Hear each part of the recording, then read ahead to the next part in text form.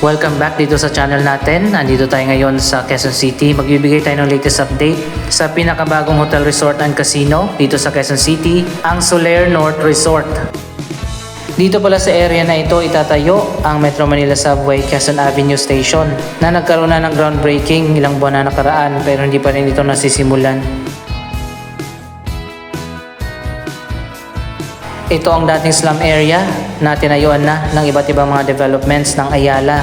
May mga bagong residential condominium at office buildings na ang naitayo na dito.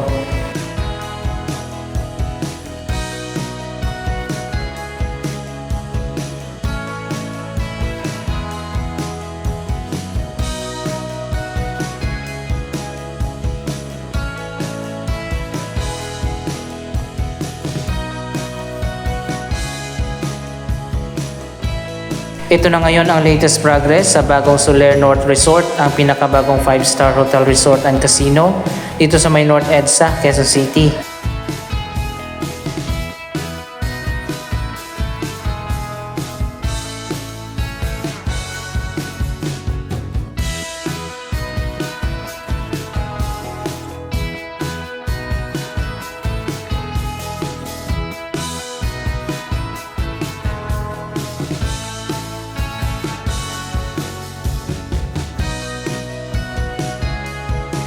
Isa pa sa bibigyan natin ng update ang UNTV Tower na mas kilala na ngayon na Philippine Broadcasting Hub.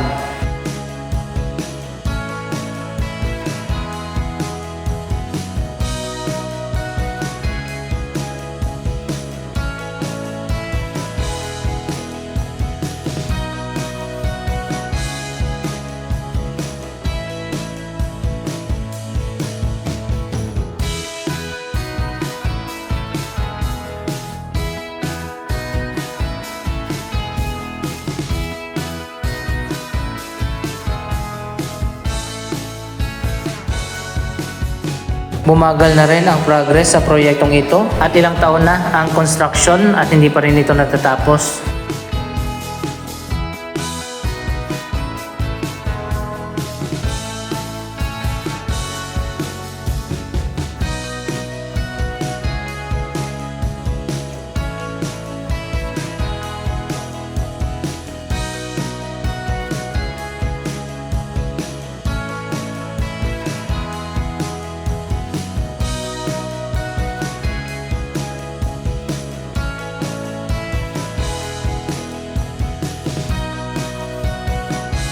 Ang UNTV Tower, ang magiging headquarters ng UNTV Channel 37 News and Rescue. Dito na ang magiging bagong broadcasting center ng UNTV, pati na ang radio production at News and Public Affairs Office.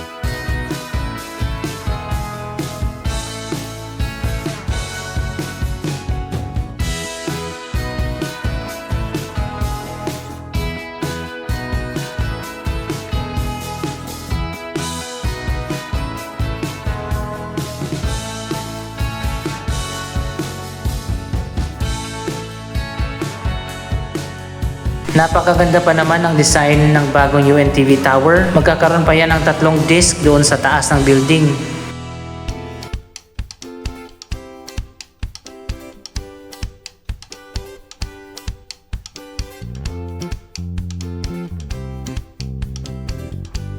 Sa ground floor ng UNTV Tower, magkakaroon ng libre na medical, dental at legal services para sa publiko.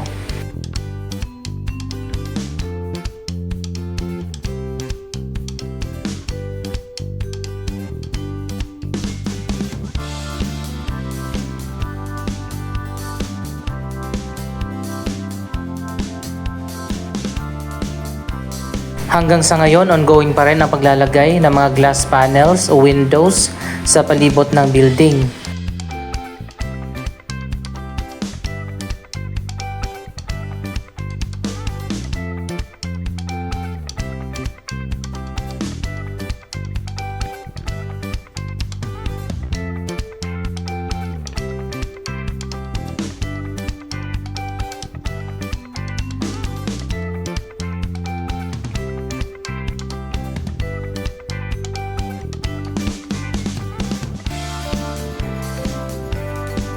Medyo slow man yung progress kahit paano, nadadagdagan yung mga glass panels at halos umabot na ito hanggang doon sa pinakataas. Anyway, abangan na lang natin sa mga susunod na buwan hanggang sa next year kung kailan matatapos ang UNTV Tower. Dito na tayo sa pinaka main topic ng video ito, ang Solaire Resort North. So ayan guys, makikita naman natin malapit na nga matapos ang pinakabagong integrated hotel resort and casino dito sa North EDSA.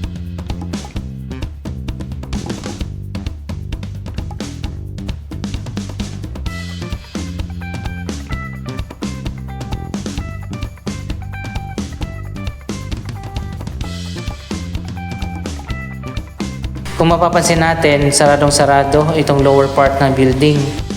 Yung pinakaharap niya ay dito sa EDSA at dito naman sa kabilang side sa may Vertis North.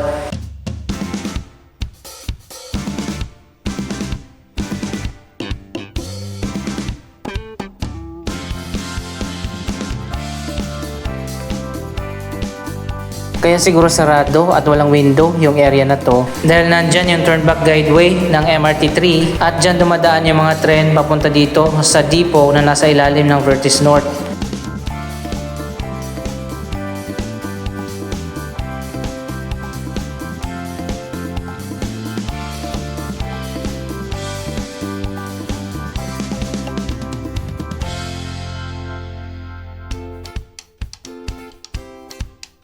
Katabi naman ng bagong Solaire Resort North ang Seda Hotel ng Ayala.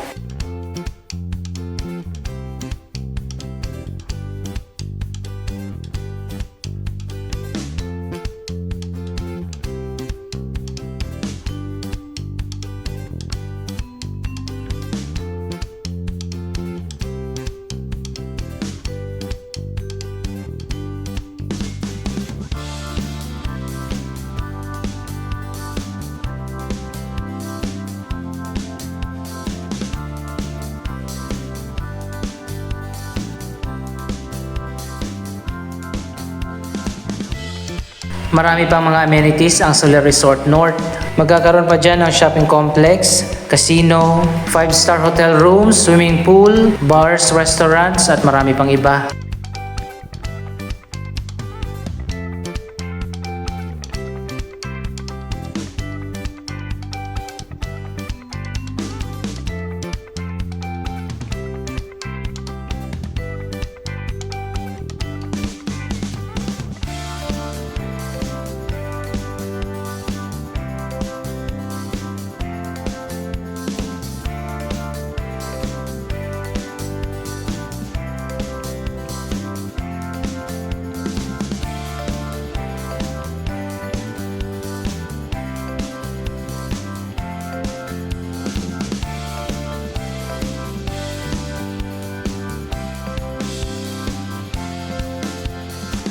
Mukhang mas mauuna pang matapos at magbukas itong Solaire Resort North kaysa dito sa UNTV Tower na mas nauna ang construction.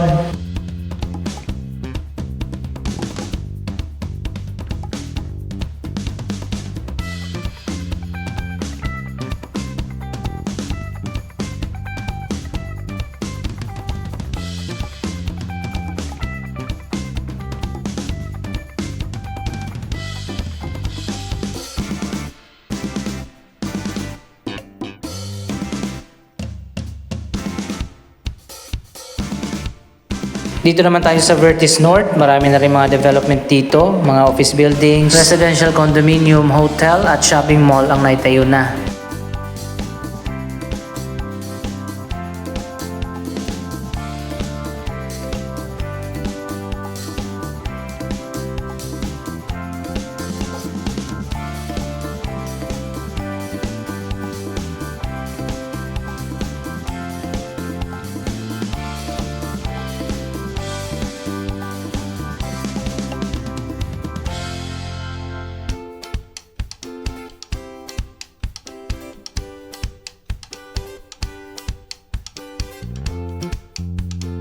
Ang owner at developer ng resort.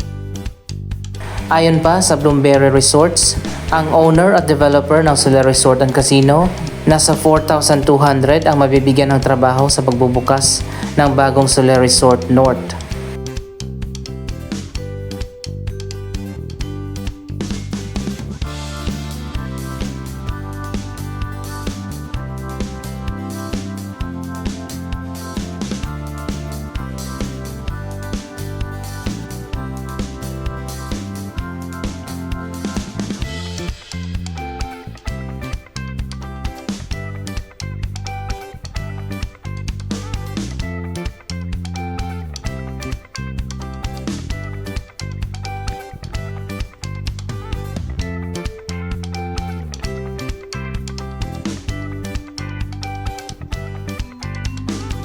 Abangan na lang natin ang announcement kung kailan ang grand opening ng Soler North Resort.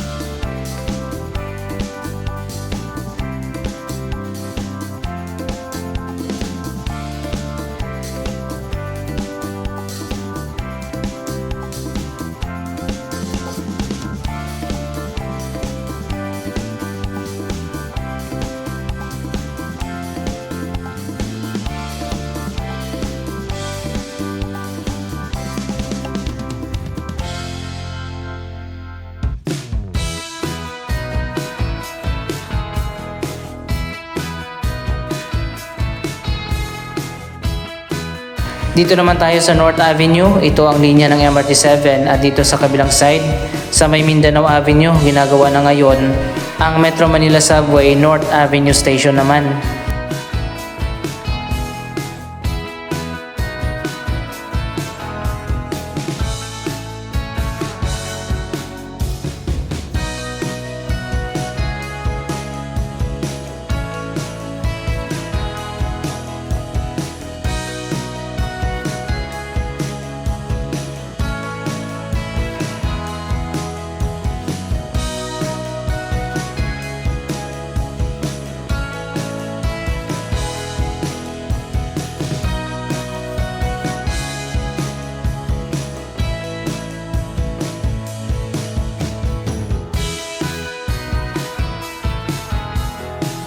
Ang Metro Manila Subway North Avenue Station ay bahagi ng Phase 1 ng Metro Manila Subway Project.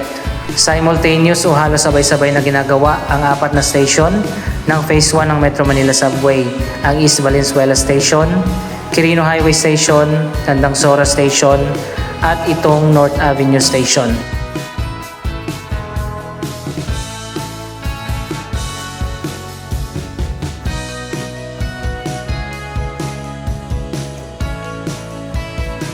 Kapag natapos na ang bagong subway station, medyo malayo din yung lalakarin ng mga commuters papunta dito sa common station kung nasaan ang MRT3, MRT7 at LRT Line 1.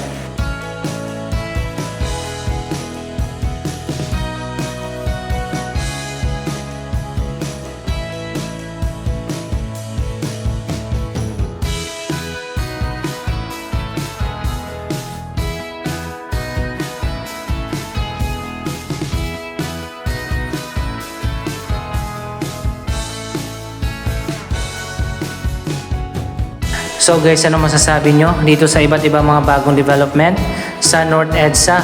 Mag-comment lamang dyan sa baba ng inyong mga reaksyon. Maraming salamat sa inyong panonood. Don't forget to like, share, comment, at subscribe. Thank you for watching!